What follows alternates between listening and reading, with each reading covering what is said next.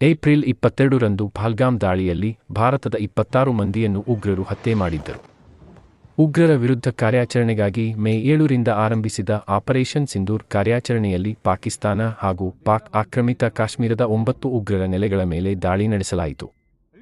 ದಾಳಿಯಲ್ಲಿ ಜೆಎಂ ಲಷ್ಕರ್ ಸೇರಿದಂತೆ ವಿವಿಧ ಉಗ್ರ ಸಂಘಟನೆಗಳ ಭಯೋತ್ಪಾದಕರಾದ ಯೂಸುಫ್ ಅಜರ್, ಅಬ್ದುಲ್ ಮಲಿಕ್ ರೌಫ್, ಮುದಾಸಿರ್ ಅಹ್ಮದ್ ಸೇರಿದಂತೆ ಒಟ್ಟು 100ಕ್ಕೂ ಹೆಚ್ಚು ಉಗ್ರರನ್ನು ಹತ್ಯೆ ಮಾಡಲಾಗಿದೆ.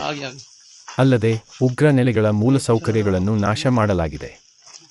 ಆಪರೇಷನ್ ಸಿಂಧೂರ ಕುರಿತು ಭಾರತದ 3 ಪಡೆಯ ಭದ್ರತಾ ಅಧಿಕಾರಿಗಳು ಮಾಧ್ಯಮಗೋಷ್ಠಿ ನಡೆಸಿ ಮಾತನಾಡಿದರು. ಪಾಕಿಸ್ತಾನದ ಬಾವಲ್ಪುರ, ಮುರಿದ್ಗೆ, ಮರ್ಕಜಾ ಪ್ರದೇಶಗಳಲ್ಲಿ ಭಾರತದಿಂದ ದಾಳಿ ಮಾಡಿ ಉಗ್ರ ನೆಲೆಗಳನ್ನು ಧ್ವಂಸ ಮಾಡಲಾಗಿದೆ. ಏರ್ ಟು ಸರ್ಪ್ರೈಸ್ ಕ್ಷಿಪಣಿ ಮೂಲಕ ದಾಳಿ ಮಾಡಿದ್ದೇವೆ. ಪಿಒಕೆ ಪಾಕಿಸ್ತಾನಕ್ಕೆ ನುಗ್ಗಿ 9 ಉಗ್ರರ ನೆಲೆಗಳನ್ನು ಇನ್ನಿಲ್ಲದಂತೆ ಫಿನಿಶ್ ಮಾಡಿದ್ದೇವೆ.